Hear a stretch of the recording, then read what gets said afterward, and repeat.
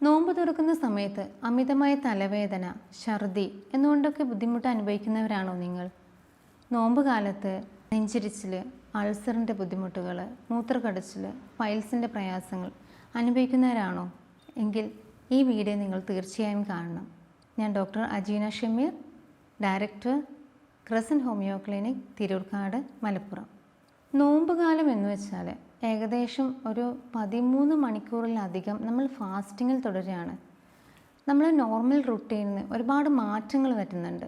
നമ്മളെ ഭക്ഷണക്രമങ്ങൾ മാറുന്നു, നമ്മൾ കുടിക്കുന്ന വെള്ളത്തിൻ്റെ അളവ് കുറയുന്നു, നമ്മളെ ഇലക്ട്രോലൈറ്റ് ഇംബാലൻസ് വരുന്നു, നമ്മുടെ ഉറക്കത്തിൻ്റെ സമയം മാറുന്നു.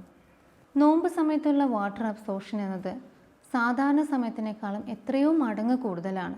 അതായത് നോമ്പ് തുറന്നു കഴിഞ്ഞാൽ ഒരു 5 മിനിറ്റ് മുതൽ നമ്മുടെ വാട്ടർ അബ്സോർപ്ഷൻ സ്റ്റാർട്ട് ചെയ്യും.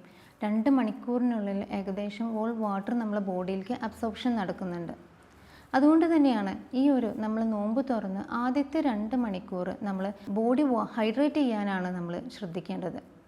അത് നമ്മൾ കട്ടിയുള്ള ആഹാരങ്ങൾ കുറക്കുക, പൊരിക്കടികൾ കുറക്കുക, ചപ്പാത്തി, പത്തിരി, പൊറോട്ട പോലുള്ള ഭക്ഷണങ്ങൾ ആ സമയത്ത് നിന്ന് കഴിക്കാതിരിക്കുക. വാട്ടർ കണ്ടൻ്റ് ആയുള്ള ഭക്ഷണങ്ങൾ ഒരുപാട്, ഫ്രൂട്ട്സ്, ജ്യൂസസ്, വെള്ളം ധാരാളം കുടിക്കുക.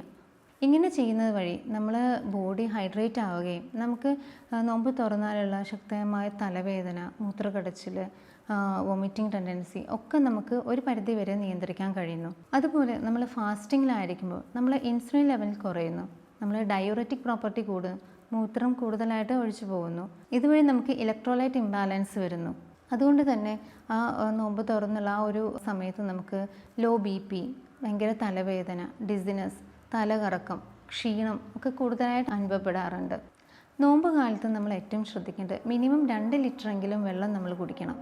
കാരണം ഹൈഡ്രേഷൻ നമുക്ക് അത്യാവശ്യമാണ്. അതിന് നമ്മൾ വാട്ടർ കണ്ടൻ്റ് ആയുള്ള ഫ്രൂട്ട്സുകൾ ധാരാളം കഴിക്കുക, കഞ്ഞി കുടിക്കുക, ജീരക കഞ്ഞി കുടിക്കുക, ചെറിയ നാരങ്ങ വെള്ളത്തിൽ കുറച്ച് ഉപ്പിട്ടിട്ട് കുടിക്കുക. BP ഉള്ളവർ ശ്രദ്ധിക്കണം. ഇതൊക്കെ നമ്മൾ നിർബന്ധമായിട്ടും ശ്രദ്ധിക്കേണ്ട കാര്യങ്ങളാണ്. നോമ്പ് തുറന്നു കഴിഞ്ഞാൽ ആദ്യത്തെ 2 മണിക്കൂറിൽ നമ്മൾ ഹെവി ആയിട്ടുള്ള ഭക്ഷണങ്ങൾ ഒഴിവാക്കുക. ധാരാളം ഫ്രൂട്ട്സ് കഴിക്കുക, ജ്യൂസസ് കഴിക്കുക. നമുക്ക് കൂവവെള്ളം ഏലക്കായ ഇട്ടിട്ട് തിളപ്പിച്ചിട്ട് കുടിക്കുന്നത് നല്ലതാണ്. അത് നമ്മളെ മൂത്രക്കടച്ചിൽ, നോമ്പ് കാലത്തുള്ള UTI നമുക്ക് പ്രിവെൻറ്റ് ചെയ്യാൻ സഹായിക്കുന്നു.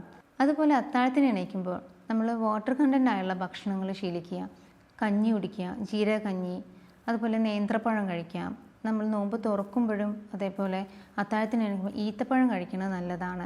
കൂവവെള്ളം കുടിക്കുന്നത് നല്ലതാണ്. നമ്മൾ UTI പോലുള്ള ബുദ്ധിമുട്ടുകളൊക്കെ കുറക്കാനും ഇത് സഹായിക്കുന്നു.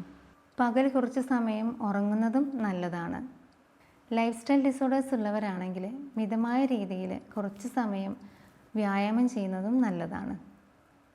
ഈ കാര്യങ്ങളൊക്കെ ശ്രദ്ധിച്ചു കഴിഞ്ഞാൽ ഇത്തവണയും നമുക്ക് നമ്മുടെ നോമ്പുകാലം ആരോഗ്യത്തോടെ പൂർത്തിയാക്കാൻ കഴിയും.